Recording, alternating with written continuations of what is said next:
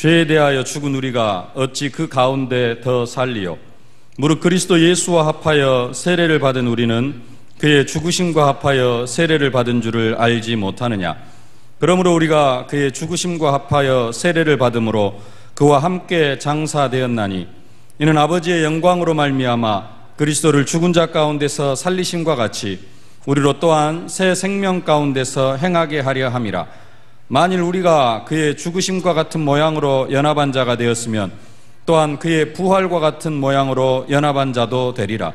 우리가 알거니와 우리의 옛사람이 예수와 함께 십자가에 못 박힌 것은 죄의 몸이 죽어 다시는 우리가 죄에게 종노릇하지 아니하려 함이니 이는 죽은 자가 죄에서 벗어나 의롭다 하심을 얻었음이라. 만일 우리가 그리스도와 함께 죽었으면 또한 그와 함께 살 줄을 믿노니 이는 그리스도께서 죽은 자 가운데서 살아나셨음에 다시 죽지 아니하시고 사망이 다시 그를 주장하지 못할 줄을 알미로라. 그가 죽으심은 죄에 대하여 단번에 죽으시며 그가 살아계심은 하나님께 대하여 살아계심이니 이와 같이 너희도 너희 자신을 죄에 대하여는 죽은 자요 그리스도 예수 안에서 하나님께 대하여는 살아있는 자로 여길지어다. 그러므로 너희는 죄가 너희 몸을 죽을 몸을 주배하지 못하게 하여 몸의 사욕에 순종하지 말고 또한 너희 지체를 불의의 무기로 죄에게 내주지 말고 오직 너희 자신을 죽은 자 가운데서 다시 살아난 자 같이 하나님께 드리며 너희 지체를 의의 무기로 하나님께 드리라. 죄가 너희를 주장하지 못하리니 이는 너희가 법 아래에 있지 아니하고 은혜 아래에 있음이라. 그런즉 어찌하리요? 우리가 법 아래에 있지 아니하고 은혜 아래에 있으니 죄를 지으리요? 그럴 수 없느니라. 너희 자신을 종으로 내어 누구에게 순종하든지 그 순종함을 받는 자의 종이 되는 줄을 너희가 알지 못하느냐? 혹은 죄의 종으로 사망에 이르고 혹은 순종의 종으로 의에 이르느니라. 하나님께 감사하리로다. 너희가 본래 죄의 종이더니 너희에게 전하여 준 바 교훈의 본을 마음으로 순종하여 죄로부터 해방되어 의에게 종이 되었느니라. 너희 육신이 연약함으로 내가 사람의 예대로 말하노니 전에 너희가 너희 지체를 부정과 불법에 내주어 불법에 이른 것 같이 이제는 너희 지체를 의에게 종으로 내주어 거룩함에 이르라. 너희가 죄의 종이 되었을 때에는 의에 대하여 자유로웠으나 너희가 그때 무슨 열매를 얻었느냐? 이제는 너희가 그 일을 부끄러워하나니 이는 그 마지막이 사망임이라. 그러나 이제는 너희가 죄로부터 해방되고 하나님께 종이 되어 거룩함에 이르는 열매를 맺었으니 그 마지막은 영생이니라. 죄의 삭은 사망이요 하나님의 은사는 그리스도 예수 우리 주 안에 있는 영생이니라. 아멘.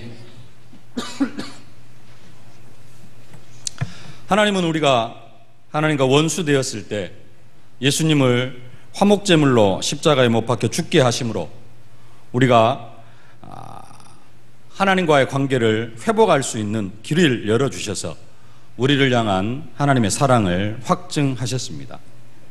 십자가로 말미암아 우리에게 길을 열어주시고 그리고 하나님은 우리에게 믿음을 선물해 주셨습니다. 그 믿음으로 말미암아 우리가 하나님의 의를 덧입어서 구원을 받았습니다. 복음에는 하나님의 의가 나타나서 믿음으로 믿음에 이르게 하나니 기록된 바 오직 의인은 믿음으로 말미암아 살리라. 사도 바울은 우리가 오직 믿음으로만 구원받을 수 있다는 것을 정확하게 말하기 위해서 로마서 1장, 2장, 3장까지 걸쳐서 모든 사람이 죄를 범했다. 이방인도 죄인이고 유대인도 죄인이고 구원받은 하나님의 백성들도 죄인에 속한다. 그렇게 말씀을 하고 있습니다. 그러면서 하나님의 의를 덧입는 데는, 다시 말해서 우리가 구원을 받는 데에는 우리의 행위와도 무관하고 율법과도 무관하고 할례와도 무관하다고 로마서 4장에서 그렇게 말씀하고 있습니다. 그리고 우리가 믿음으로만 하나님의 의를 덧입어서 구원을 받을 수 있는데 구체적으로 무엇을 믿어야 하는가 했을 때 예수님이 화목제물로 십자가에 못 박혀 죽으셨음을 믿어야 된다는 것입니다. 예수님이 하나님과 우리 사이에 화목제물로 죽으신 것을 믿을 때 우리는 하나님의 의를 덧입고 구원받은 하나님의 자녀가 될 수 있다는 것입니다. 그러면서 우리가 예수님이 우리와 하나님 사이에 화목제물로 죽으셨기 때문에 그 사실을 믿는 언약 백성은 하나님과 화평을 누릴 것을 말씀하고 있습니다. 그러므로 우리가 믿음으로 의롭다 하심을 받았으니 우리 주 예수 그리스도로 말미암아 하나님과 화평을 누리자. 믿음으로 의롭다 하심을 받은 우리들이 누려야 될 게 뭐냐? 하나님과 화평입니다. 다른 것 하기 전에, 내 문제 해결 받으려고 하기 전에 우리가 정말로 해야 될 게 뭐냐? 하나님과 화목의 관계, 하나님과 화평의 관계를 누려야 될 줄로 믿습니다. 그리고 하나님은 우리를 사망이 왕노릇하는 사람에서 생명이 왕노릇하는 사람으로 우리를 축복하셨다고 사도 바울이 그렇게 말씀을 하고 있습니다. 생명이 왕노릇하도록 내가 만들어 가야 되는 것이 아니라 하나님은 이미 우리를 생명이 왕노릇하는 그러한 사람으로 축복해 주셨다는 말씀입니다. 그러면서 오늘 본문에서는 하나님과 화평을 누리면서 생명이 왕노릇하는 사람이 어떻게 살아가야 될 것인가, 이 부분들을 말씀을 하고 있습니다. 그런데 어떻게 살아가야 될 것인가를 말씀하기 이전에 다시 한번 세례를 예로 들면서 우리가 받은 축복의 상태를 말씀을 합니다. 여기 계신 분들은 아마 다 세례를 받으신 것으로 압니다. 물로 세례를 받으신 분들은 당연히 성령 세례를 받았을 것이고요. 교회 앞에 나와서 물로 세례를 받지 못한 그런 분들이라 하신다 할지라도 예수를 그리스도로 고백하는 모든 분들은 이미 성령의 세례를 받은 줄로 믿습니다. 물세례를 받았건 아니면 성령 세례를 받았건 세례를 받은 사람은 똑같이 예수 십자가로 말미암아 나의 옛사람은 죽고 이제는 내가 새 사람이 되었다라는 그러한 믿음의 증표로 우리가 다 세례를 받았습니다. 그러죠? 옛사람은 이미 내가 죽었다. 그래서 나는 새로운 사람이 되어졌다. 그런 의미로 우리가 세례를 받았는데, 세례 받고 나면은 우리는 이 사실은 까마득히 잊어버립니다. 새 사람이 되었다. 우리는 그리스도 안에 있으면 새로운 피조물이다 그러는데 새 사람이 된 것을 늘 잊어버리고 살아갑니다. 그리고는 주로 무슨 생각을 가지고 살아가느냐? 내가 구원받기 전에 내가 이런 모습이었는데, 그래 그 질서 속에 계속해서 살아가려고 합니다. 그리스도께서 십자가에 죽으심이 나의 죄 때문에 죽으셨다, 나의 죄를 위한 죽음이라는 사실을 믿는 것은 우리가 세상에서 배운 학문으로는 절대로 믿을 수 없는 그런 사실입니다. 세상적인 학문, 세상적인 지혜로는 예수님이 나의 죄 때문에 십자가에 못 박혀 죽으셨다, 이 사실은 절대로 믿을 수가 없는 그런 사실입니다. 근데 하나님께서 그 사실이 우리에게 믿어지게 하셨습니다. 어떤 사람은 이 사실을 아무리 믿어보려고 해도 믿지를 못합니다. 나는 믿으려고 하는데 안 믿어진다. 교회 와서 아무리 설교를 들어도 그게 안 믿어진다. 그런 사람도 있습니다. 또 믿으려고 생각도 안 하고 있고, 그런 일이 있다냐 하고 아예 들으려고 하지도 않는 사람도 있습니다. 근데 또 간혹 어떤 사람은 믿어보려고 애를 쓰는데 이거 안 믿어진대요. 근데 우리는 어떻습니까? 그 사람들이 그렇게 믿으려고 애를 써도 안 믿어지는 것이 우리는 그냥 듣는 순간 자연스럽게 믿어졌습니다. 이게 하나님의 은혜입니다. 그것도 그냥 믿어지는 거예요. 나의 죄 때문에 나의 죄 때문에 예수님께 십자가에 못 박혀 죽으셨다, 이 사실이 믿어집니다. 이것이 하나님의 은혜인데요. 그런데 우리는 생각할 것이 한 가지 더 있습니다. 우리가 예수님이 십자가에 죽으심을 믿을 때 우리에게 유익되는 것만 믿으려고 하는 경향이 있습니다. 사실은 다 유익되는 것인데 뭐에 유익되는 것으로만 믿으려고 하느냐? 좀 죄 짓는데 편하려고, 그냥 옛 사람의 모습으로 살아가는데 조금 편하려고 하는 생각으로, 그런 중심으로 예수님의 십자가를 믿으려고 하는 그런 경향이 있습니다. 우리가 십자가와 부활을 분리해서 생각할 수 있는 것은 아닌데 먼저 좀 십자가만 한번 생각을 해보기를 원합니다. 십자가를 생각할 때 우리는 예수님이 십자가에 죽으심으로 우리 모든 죄를 다 용서하셨다는 그 사실을 믿습니다. 예수님이 십자가에 못 박혀 죽으심으로 말미암아 그 예수님의 죽으심은 내 죄값을 지불하신 것이고, 그래서 나는 이제 예수님이 십자가에서 죄값을 대신 지불해 주셨기 때문에 나는 죄에서 완전하게 해방받은 사람이 되었다는 사실을 믿습니다. 이것만 믿는 것이 아니라 그 죄 때문에, 죄에서 해방받았기 때문에 죄 때문에 찾아오는 저주와 재앙에서도 완전히 해방받은 사람이라는 사실을 믿습니다. 정말로 좋은 믿음입니다. 그러나 이것만 믿는 것은 십자가를 절반만 믿는 것이 되어집니다. 어떻게 생각하면 좀 반쪽짜리 믿음일 수도 있습니다. 우리 자신이 죄를 짓는 데 있어서 조금 자유로운 그런 십자가의 믿음이 되어질 수 있습니다. 그럼 완전한 믿음은 뭐냐? 예수님이 십자가에 죽으실 때 예수님만 죽으신 것이 아니라 죄 가운데 살아가던 과거의 내가 예수님과 함께 십자가에 죽었다는 사실을 믿는 것. 그게 십자가를 완전히 믿는 믿음입니다. 나를 십자가에 못 박아 죽여야 된다가 아니라, 내가 어떻게 해가지고 내 자신을 죽여야 된다가 아니라, 이미 예수님께서 십자가에 못 박혀 죽으실 때 내가 함께 십자가에 못 박혀 죽었다. 내가 세례를 받을 때, 내가 예수를 그리스도로 고백할 때, 그때 나는 어떤 사람이다?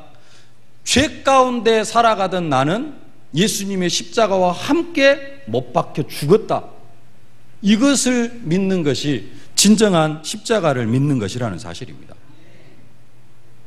오늘 3절 4절 말씀 함께 봉독하겠습니다. 무릇 그리스도 예수와 합하여 세례를 받은 우리는 그의 죽으심과 합하여 세례를 받은 줄을 알지 못하느냐. 그러므로 우리가 그의 죽으심과 합하여 세례를 받음으로 그와 함께 장사되었나니. 거기까지만 보겠습니다. 우리가 그의 죽으심과 합하여 세례를 받음으로 그와 함께 장사되었나니. 뭐가 장사되어졌습니까? 죄 가운데 살아가던, 죄의 질서 가운데 살아가던 우리는 어떻게 되어졌다? 십자가와 함께 장사 지낸 바 되어졌다. 이것을 믿는 것이 진정한 십자가를 믿는 것이라는 것입니다. 에베소서 2장 1절에 이런 말씀이 있습니다. 그는 허물과 죄로 죽었던 너희를 살리셨도다. 우리가 예수를 믿기 전에 우리는 어떤 상태였냐면은 영적으로 완전히 죽었던 그런 상태였습니다. 그게 믿어집니까? 우리가 예수 믿기 전에 어떤 상태였느냐?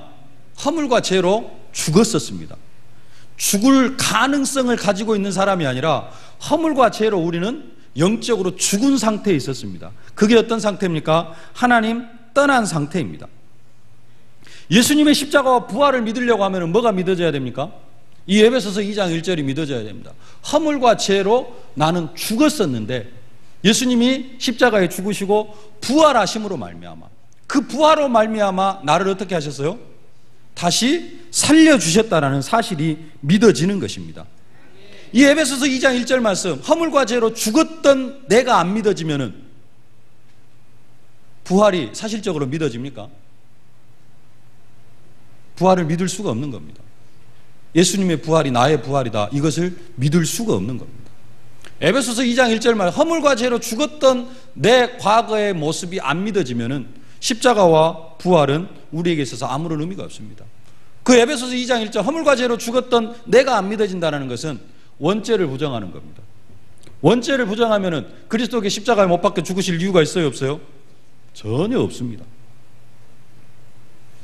그런 것처럼 허물과 죄로 죽었을 때에는 우리가 어떤 사람이었냐면은 죄의 종노릇하는 그런 사람이었습니다.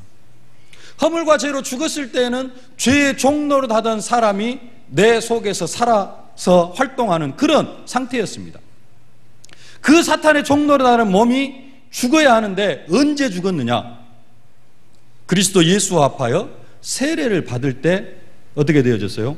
그 죄의 종노릇하던 몸은, 우리의 죄의 종노릇하던 몸은 죽었다라는 것입니다. 그래서 십자가를 믿을 때 정말로 믿어야 될 게 뭐냐? 예수님이 우리의 죄값을 지불하셨고, 죄값을 지불하심으로 말미암아 저주와 재앙에서도 해방받았고, 또 한 가지 더, 예수님이 십자가에 못 박혀 죽으실 때 죄의 질서 가운데 살아가던 나도 그 옛사람의 나는 십자가에 못 박혀 죽었다라는 사실을 믿어야 될 줄로 믿습니다. 이것을 믿는 것이 진정한 믿음이라는 것입니다. 이 사실이 믿어지면은 자연적으로 또 한 가지 믿어지는 것이 있습니다. 그것은 다름 아닌 우리가 더 이상 죄를 짓지 않을 수 있는 존재라는 사실입니다. 죄를 지을 수 없는 존재가 아니라 죄를 짓지 않을 수 있는 존재가 되어졌다는 겁니다. 그 말은 무슨 말이냐? 죄를 지을 수도 있습니다. 그리고 죄를 안 지을 수도 있습니다. 하나님은 우리를 어떤 존재로 만들어 놓으셨어요? 십자가와 부활로 말미암아 우리를 새로운 피조물로 만들어 놓으셨는데 죄를 짓지 않을 수 있는 그런 존재로 하나님께서 만들어 주셨다는 겁니다. 왜냐? 죄 가운데 살아가던 나는 십자가에 못 박혀 죽어버렸기 때문에요. 믿어지십니까? 정리가 안 되어집니까? 죄 가운데 살아가던 나는 죽었습니다. 죄의 질서 가운데 살아가던 나는 죽었습니다. 그리고 우리는 이제 어떤 사람이 되어졌어요? 예수 생명이 그리스도 예수 안에서 왕노릇하는 사람이 되어졌습니다. 내 안에 뭐가 있어요? 예수 생명이 있습니다. 그래서 죄를 짓지 않을 수 있는 그런 상태로 하나님께서 우리를 만들어 주셨다는 겁니다. 이 사실을 믿는 것이 참 믿음입니다. 어떻게 이게 가능한가? 이 상태는 아담이 범죄하기 전의 상태입니다. 하나님이 지금 우리의 모습을 보실 때 어떻게 보시느냐? 원체 깨끗하게 기억지도 않으십니다. 이 자리에 오기 전까지 우리가 육신으로 마음으로 지었던 모든 죄를 하나님께서는 어떻게 하신다? 기억지도 아니하십니다. 맞습니까? 그 상태는 어떤 상태냐면은 아담이 에덴 동산에서 범죄하기 전의 상태입니다. 하나님은 우리를 보실 때 어떻게 보시느냐? 아담이 에덴 동산에서 범죄하기 전의 상태, 그러한 마음 상태로 우리를 보시는 것입니다. 그게 십자가의 피를 바른 우리를 바라보는 하나님의 관점입니다. 우리는 많은 것들 생각할 수 있습니다. 뭐 여러 가지 죄를 지었고, 어제도 막 미워하고, 지금도 내 마음속에 막 그런 것이 있다 할지라도 하나님은 지금 우리의 상태를 어떻게 보시느냐? 아담이 에덴 동산에서 범죄하기 전의 상태로 보신다는 겁니다. 근데 지금 우리가 어떤 상태에 있느냐? 사실은 영적으로 우리를 그렇게 축복하셨다는 겁니다. 그러면서 또 뭘 할 수 있는, 죄를 지을 수도 있고 죄를 짓지 않을 수도 있는 그러한 상태로 우리를 축복해 주셨어요. 아담이 그런 상태였습니다. 하나님은 아담을 로봇으로 만드신 것이 아니에요. 짓지 마 하면은 영원히 안 지을 수 있는 그런 존재로 만드신 것이 아니라 사단이 유혹을 할 때 그 유혹을 이길 수도 있고 아니면 또 그 유혹에 넘어갈 수도 있는 그런 존재로 하나님께서 만들어 주셨습니다. 인간에게 뭘 주셨느냐? 자유의지를 주셨어요. 그게 인격적인 존재입니다. 로봇가 아니고 하나님 인간을 인격적인 존재로 만들어 놓으셨다는 겁니다. 지금 똑같이 하나님께서 우리를 그런 상태로 만들어 놓으셨습니다. 우리의 과거의 모든 죄는 원죄뿐만 아니라 자봉죄까지 다 용서하시고 완전히 죄를 지을 수 없는 존재로 만들어 놓으신 것이 아니라 또 무조건 죄를 지을 수밖에 없는 존재로 만들어 놓으신 것이 아니라 어떤 존재로요? 죄를 지을 수도 있고 죄를 안 지을 수도 있는 그런 존재로 우리를 축복해 주셨다는 것입니다. 그래서 우리는 뭐 하면 되느냐?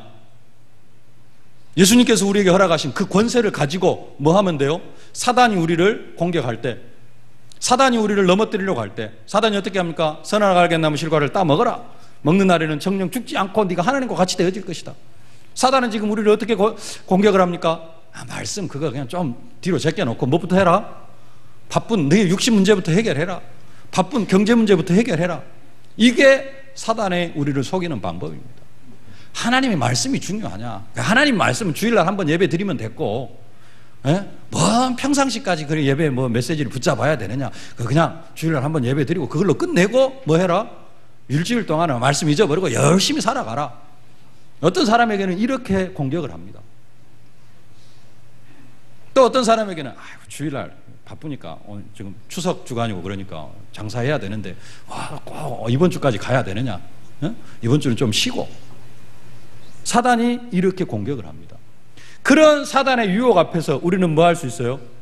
하나님께서 주신 능력과 권세를 가지고 뭐 할 수 있어요? 그 사단의 권세를 깨트리고 나를 유혹하고 나를 넘어뜨리려고 하는 사단의 세력을 깨트리고 죄를 짓지 않을 수 있는 그런 존재로 우리를 만들어 주셨다는 것입니다. 그래서 사도 바울이 오늘 성경에서 말씀합니다. 15절 말씀 함께 봉독하겠습니다. 그런즉 어찌하리요? 우리가 법 아래에 있지 아니하고 은혜 아래에 있으니 죄를 지으리요? 그럴 수 없느니라. 죄를 지을 수 있어요? 없어요? 은혜 아래에 있기 때문에 우리는 죄를 지을 수 없다라는 겁니다. 1절 2절 다시 한번 봉독하겠습니다. 그런즉 우리가 무슨 말을 하리요? 은혜를 더하게 하려고 죄에 거하겠느냐? 그럴 수 없느니라. 죄에 대하여 죽은 우리가 어찌 그 가운데 더 살리요? 우리는 죄에 대해서 완전히 죽어버렸는데 어떻게 우리가 죄를 지으면서 살아갈 수 있느냐라는 겁니다. 우리는 죄를 짓지 않을 수 있는 그런 존재가 되어졌다는 겁니다. 뭘로 말미암아? 예수 권세로 말미암아. 6절 말씀 똑같은 내용입니다. 함께 봉독하겠습니다. 우리가 알거니와 우리의 옛사람이 예수와 함께 십자가에 못 박힌 것은 죄의 몸이 죽어 다시는 우리가 죄에게 종노릇하지 아니하려 함이니. 우리는 죄를 짓지 않을 수 있는 그런 존재로 하나님께서 우리를 만들어 주셨습니다. 그래서 뭐 하면 되느냐?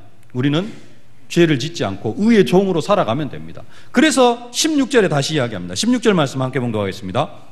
너희 자신을 종으로 내주어 누구에게 순종하든지 그 순종함을 받는 자의 종이 되는 줄을 너희가 알지 못하느냐?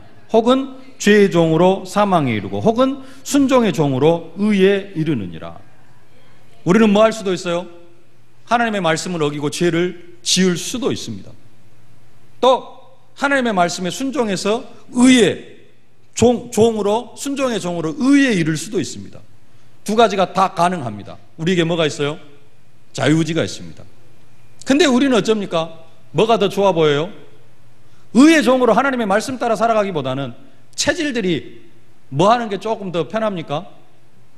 그냥 옛날 질서로 살아가는 것이 조금 더 편할 수가 있습니다. 그래서 조금씩 죄를 지어가기도 합니다.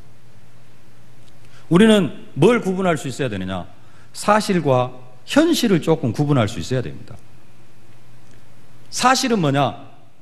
갈라디아서 2장 20절 내가 그리스도와 함께 십자가에 못 박혔나니.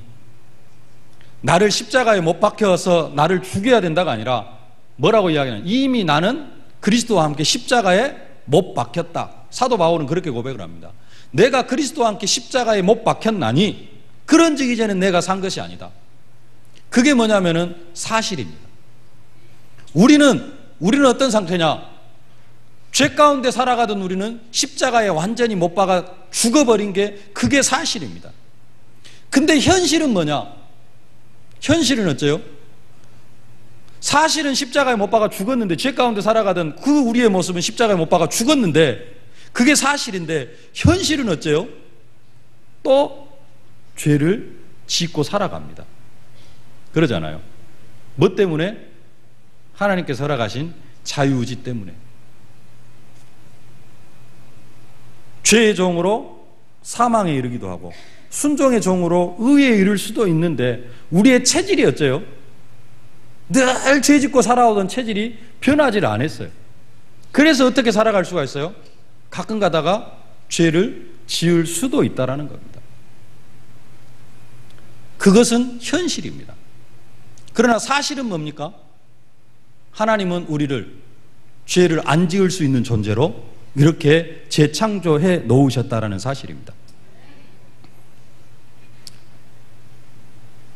이 사실을 믿는 사람이 나는 죄의 종노릇 하던 내 죄 가운데 살아가던 나는 십자가에 못 박혀 죽었다라는 이 사실을 믿는 사람이 죄를 지으면 어떻게 되느냐? 사도 바울 같은 고백을 할 수가 있습니다. 뭐라고 고백할 수 있느냐? 오호라 나는 공고한 사람이로다. 이 사망의 몸에서 누가 나를 건져내려? 하나님은 나를 이미 죄를 안 지을 수도 있는 존재로 나를 만들어 놓으셨는데 내가 또 죄를 짓고 살았어요. 또 어제 죄를 지었어요. 그렇기 때문에 무슨 고백을 할 수 있느냐? 정말로 하나님이 이미 나를 그렇게 새롭게 창조해 놓으셨는데 내가 또 그 죄 가운데 들어간 것이 뭐가 되어져요? 정말로 내 자신을 향하여 탄식이 되어지기도 하고, 내가 왜 또 이렇게 죄를 지었는가? 이게 한탄이 되어지기도 하는 것입니다. 이런 사람에게 죄 용서의 그 메시지가 전달되어질 때 그게 뭐가 되어져요? 진짜 축복이 되어지고, 그럼에도 불구하고 또 하나님께서 내 죄를 용서해 주셨구나, 이게 믿어질 때 그 죄 용서가 뭐가 되어져요? 하나님 나라의 체험이 되어지는 것입니다. 그래서 칼빈은 기독교 강의에서 의롭다 칭함을 받은 사람들에 대해서 이렇게 말하고 있습니다. 네 종류로 이렇게 이야기를 하고 있는데요. 첫째는 하나님에 대한 지식을 갖지 못한 채 우상 숭배에 빠져 있는 사람들이 있다. 의롭다 함을 받았는데도 하나님이 뭘 기뻐하시고 내가 어떤 존재인지를 전혀 몰라요. 하나님이 누구신지도 잘 몰라요. 그냥 어쩌다 보니까 예수를 그리스도로 고백했어요. 믿어졌어요. 그래가지고 살아가는데 삶은 여전히 어디 속에 빠져 있는 사람, 우상 숭배에 빠져 있는 사람들이 있다. 둘째는 말씀을 받으면서도 생활이 불경건해서 입술로는 고백하나 행동으로는 하나님을 부인하는 사람들로서 명목상 그리스도께 속해 있는 사람들이 있다. 입술로는 예수가 그리스도라고 하는데 삶하고는 전혀 무관한, 어제 핵심 메시지로 한다면 복음이 내 것이 안 되어졌어요. 그런갑다라고는 되어지는데 내 것이 안 되어진 사람입니다. 셋째는 어떤 사람이냐? 외식하는 사람들로서 자신의 심중의 악함을 공허한 가면으로 감추고 있는 사람이다.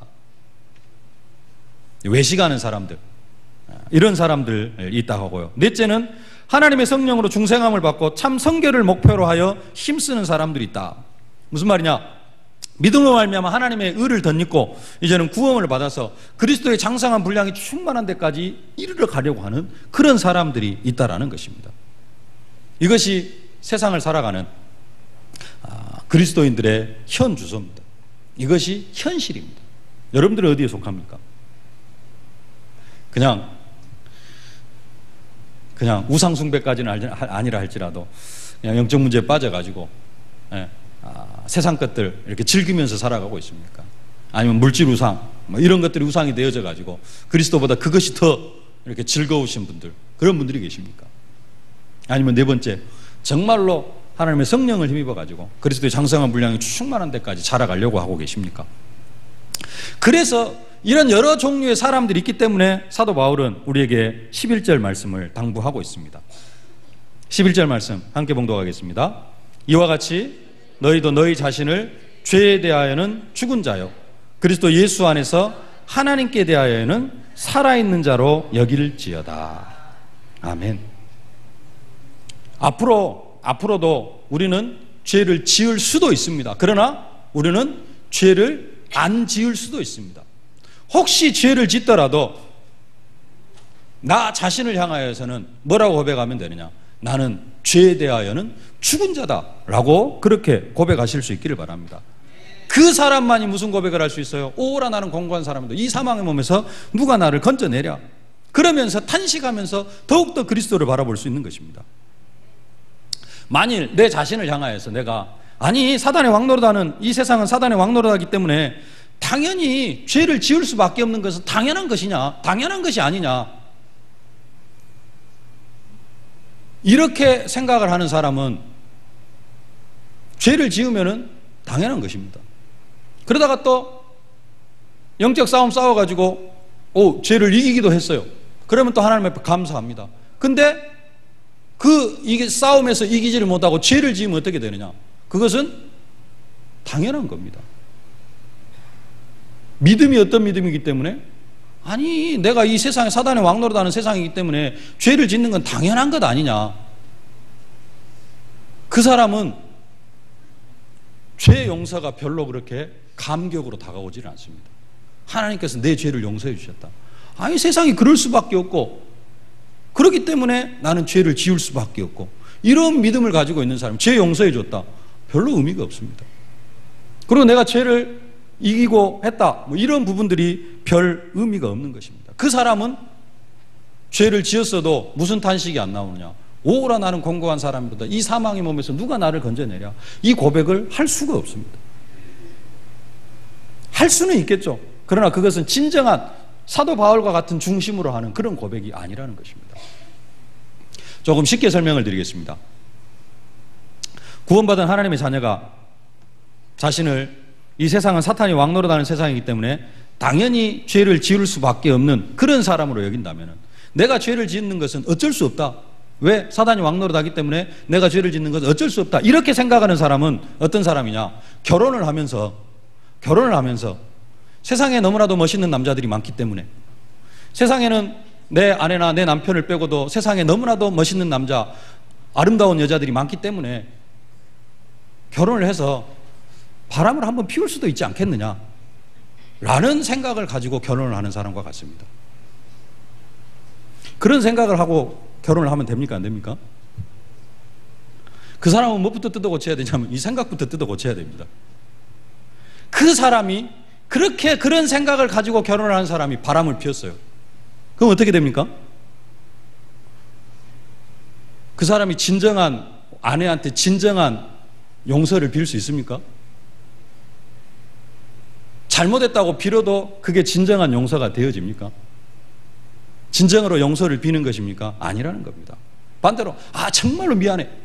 내가 앞으로는 절대 안 그럴게. 그 말이 무슨 말이에요? 의미 없는 말입니다. 사상이 어떤 사상이에요? 바람을 피울 수도 있는 거지. 이 사상을 가지고 아내한테 남편한테 아무리 용서를 빌어봤자 그것은 의미가 없는 것이라는 겁니다. 결혼할 때 지금까지는 어떤 남자를 만나고 어떤 여자를 만나서 이렇게 생활을 했다 할지라도 결혼을 하면서는 내가 앞으로는 오직 당신만을 바라보고 살아가겠습니다. 이렇게 결단을 하고 결혼을 했는데 엄청난 유혹에 못 이겨가지고 바람을 피웠어요. 이 사람이 나중에 회개를 하고 아내에게 남편에게 용서를 구하는 거하고 아까 앞에 사람이 용서를 구하는 거하고 같습니까? 틀립니까? 같을 수가 없는 겁니다.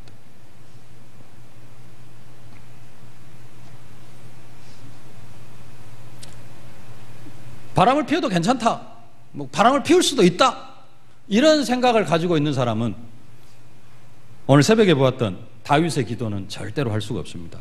시편 51편 1절로 3절에 다윗이 이렇게 고백을 합니다. 하나님이여 주의 인자를 쫓아 나를 긍휼히 여기시며 주의 많은 자비를 쫓아 내 죄과를 도말하소서. 나의 죄악을 맑게 씻기시며 나의 죄를 깨끗이 제하소서. 대저 나는 내 죄과를 아오니 내 죄가 항상 내 앞에 있나이다. 아니 지울 수도 있는 건데 그런 사람은 절대 이 고백을 할 수가 없는 겁니다. 오늘 이 믿음을 회복하실 수 있기를 바랍니다. 나의 옛사람은 그리스도와 함께 십자가에 못 박혀 죽었다.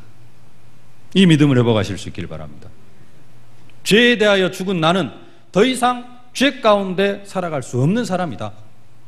이 믿음을 고백하실 수 있기를 바랍니다. 나는 그리스도와 예수 안에서 생명이 왕노릇하는 사람이다. 현실에서는 죄를 지을 수 있다 할지라도, 현실에서는 죄를 짓는다 할지라도 이 믿음만은 잃지 마시기를 바랍니다. 하나님은 이미 우리를 그렇게 재창조해 놓으셨습니다. 죄를 지을 수밖에 없는 존재로 재창조해 놓으신 것이 아니라 죄를 안 지을 수도 있고 죄를 지을 수도 있는 그런 존재로 우리를 재창조해 놓으셨습니다. 구원받기 전에는 뭐 할 수밖에 없느냐? 완전히 죄 가운데 살아갈 수밖에 없는 그런 존재였습니다. 하나님 앞에 의롭다함을 받을 수 있는 어떠한 것도 없는 그런 존재였습니다. 그러나 예수 십자가로 말미암아 예수님 십자가에 못 박혀 죽으실 때 죄 가운데 살아가던 우리도 십자가에 못 박혀 죽었습니다. 그래서 우리는 다시 하나님께 재창조해 주셨는데 죄를 아예 지을 수 없는 존재로 재창조하신 것이 아니라 그러면 로봇입니다. 우리에게 뭘 주셨어요? 자유의지를 주셨습니다.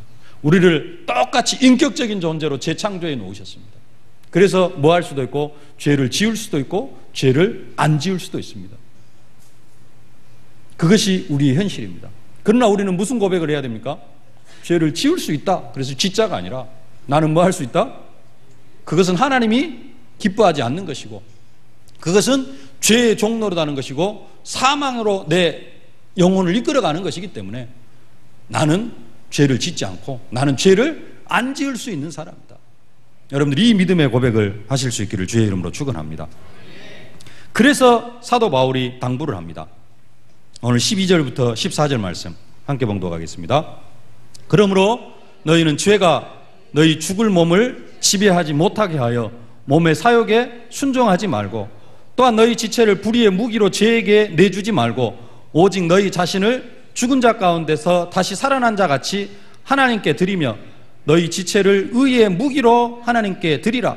죄가 너를 주장하지 못하리니 이는 너희가 법 아래 있지 아니하고 은혜 아래 있음이니라. 아멘. 나의 옛사람은 그리스도와 함께 십자가에 못 박혀 죽었다. 죄에 대하여 죽은 나는 더 이상 죄 가운데 살아갈 수 없는 사람이다. 나는 그리스도 예수 안에서 생명이 왕노릇하는 사람이다 라는 이런 확신이 없는 사람은, 이 확신이 없는 사람은 절대로 죄가 우리 몸을 지배하지 못하게 할 수가 없습니다. 사도 바울은 뭐라고 이야기합니까? 너희는 죄가 너희 몸을 지배하지 못하게 하라라고 이야기를 합니다. 나는 죄를 지을 수밖에 없는 사람인데요, 이 사람은 죄가 우리 몸을 지배하지 못하게 할 수가 없습니다. 나는 죄를 지을 수밖에 없는 사람인데 그 사람은 항상 죄가 내 몸을 지배할 수밖에 없습니다. 그러나 반대로 죄 가운데 살아가던 옛사람은 십자가에 못 박혀 이미 죽어버렸다. 나는 죄를 짓지 않을 수 있는 그런 사람으로 하나님께 나를 재창조하셨다. 내 안에는 나는 생명이 왕노릇하는 사람이다. 이 믿음이 있는 사람은 뭐 할 수 있어요? 우리 몸을 죄가 지배하지 못하게 할 수가 있습니다. 사도 바울은 우리가 할 수 없는 것을 우리에게 하라고 그렇게 명령하는 게 아닙니다. 분명히 이야기합니다.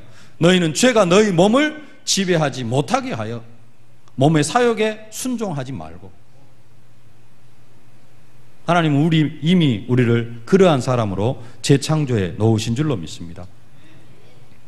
이 축복을 누리실 수 있기를 바랍니다. 이렇게 되어져 가는 것을 뭐라고 이야기하느냐? 신학적인 용어로 성화라고 이야기를 합니다. 이렇게 죄가 너희 죽을 몸을 지배하지 못하게 해 가는 것이 어떤 삶이냐? 우리의 믿음이 그리스도의 장성한 분량이 충만한 데까지 자라가는 그러한 과정이라는 것입니다. 여러분들이 이 축복을 누리실 수 있기를 바랍니다. 우리가 어떻게 이렇게 죄가 우리 몸을 지배하지 못하게 할 수 있느냐? 오늘 메시지 제목입니다. 우리는 그리스도와 연합한 자가 되어졌기 때문에 그렇습니다. 예수님은 화목제물로 십자가에 죽으셨을 뿐만 아니라 부활하셔서 성령으로 우리와 함께 하십니다. 그 그리스도가 우리와 성령으로 함께 하십니다. 4절 말씀 함께 봉독하겠습니다. 그러므로 우리가 그의 죽으심과 합하여 세례를 받음으로 그와 함께 장사되었나니 이는 아버지의 영광으로 말미암아 그리스도를 죽은 자 가운데 살리심과 같이 우리로 또한 새 생명 가운데서 행하게 하려 함이라. 예수님과 함께 과거의 옛사람이 죽었을 뿐만 아니라 예수님의 부활과 함께 우리는 어떤 사람이 되어졌어요? 그리스도와 연합한 사람이 되어졌습니다. 그리스도가 우리와 함께하는 그런 존재가 되어졌습니다. 그렇기 때문에 우리는 뭐 할 수 있습니까? 죄가 우리 몸을 지배하지 못하게 할 수 있다는 겁니다. 5절 말씀 다시 함께 봉독하겠습니다. 만일 우리가 그의 죽으심과 같은 모양으로 연합한 자가 되었으면 또한 그의 부활과 같은 모양으로 연합한 자도 되리라. 우리는 이미 그리스도의 부활과 함께 그 부활의 모양으로도 연합한 자가 되어졌습니다. 그렇기 때문에 우리는 죄가 우리를 지배하지 못하게 할 수도 있습니다. 그러나 믿음이 없는 사람은 어떻게 합니까? 또 이제 막 예수 믿는 사람, 체질이 기도 체질, 복음 체질, 영적 싸움하는 체질이 안 되어져 있는 사람은 어떻게 되어집니까? 넘어갈 수도 있습니다. 그래서 계속해서 기도해야 되고 우리가 계속해서 현장에서 더 영적 싸움을 싸워야 된다는 사실입니다. 말씀을 맺겠습니다. 11절 말씀을 다시 함께 봉독하겠습니다. 함께 봉독하겠습니다. 이와 같이 너희도 너희 자신을 죄에 대하여는 죽은 자요 그리스도 예수 안에서 하나님께 대하여는 살아있는 자로 여길지어다. 죄에 대하여는 죽은 자로 여길지어다. 죄를 지을 수 있는 그런 사람은 어떻게 되어져 버렸다? 죽어버렸다. 여러분 자신을 이렇게 오늘 말씀대로 정의하실 수 있길 바랍니다. 나는 죄에 대하여는 죽은 자고 하나님께 대하여는 살아있는 자다. 성도는, 구원받은 언약 백성은 생명의 존재입니다. 다시 말해 성도는 이 세상에서 생명을 소유한 존재로 살아가는 그러한 존재로 재창조되어졌다는 것입니다. 성도들이 죄악된 세상에서 생명의 존재로 살아간다는 것은 먼저는 죄의 세력과는 무관하게 또 죄의 세력, 사탄의 세력과 싸우면서 살아가는데 이 싸울 때 승리가 보장된 싸움이라는 것입니다. 그래서 우리가 뭐 하면은 영적 싸움을 싸우기만 하면은 우리는 뭐 할 수 있어요? 사단의 세력을 꺾고 죄의 세력을 꺾고 죄를 이길 수 있는 그런 존재가 되어졌다는 것입니다. 왜냐? 그리스도께서 죄의 권세, 사단의 권세를 완전히 꺾이셨기 때문입니다. 그렇기 때문에 우리는 이 고백을 해야 됩니다. 한번 고백하십시다. 나의 옛사람은 그리스도와 함께 십자가에 못 박혔다. 죄에 대하여 죽은 나는 더 이상 죄 가운데 살아갈 수 없는 사람이다. 나는 그리스도 예수 안에서 생명이 왕노릇하는 사람이다. 혹시 죄를 짓더라도 믿음만은 잃지 마시길 바랍니다. 죄를 지을 수도 있습니다. 그러나 우리는 이 믿음을 고백해야 됩니다. 죄 가운데 살아가던 나는 이미 십자가에 못 박혀 죽었다. 나는 더 이상 죄 가운데 살아갈 수 없는 사람이다. 나는 그리스도 예수 안에 생명이 왕노릇하는 사람이다. 이 믿음의 고백을 하고 살아간다면 더 이상 죄가 우리를 지배하지 못하고 우리는 의의 종으로, 순종의 종으로 의에 이르러 갈 줄로 믿습니다. 이 축복을 누리실 수 있기를 주의 이름으로 축원합니다.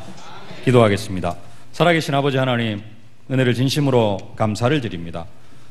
그리스도의 십자가와 함께 죄 가운데 살아가던 우리들을 완전히 십자가에 못 박아 죽게 하심을 진심으로 감사를 드립니다. 이제는 죄에 대하여는 죽은 사람으로 더 이상 죄 가운데 살아갈 수 없는 그런 사람으로 우리를 재창조하여 주심을 진심으로 감사를 드립니다. 이제는 그리스도 예수 안에서 생명이 왕노릇하는 사람으로 순종의 종으로 의에 이르러가는 저희들이 되어질 수 있도록 하나님께서 은혜로 함께하여 주옵소서. 예수님의 이름으로 기도하옵나이다. 아멘.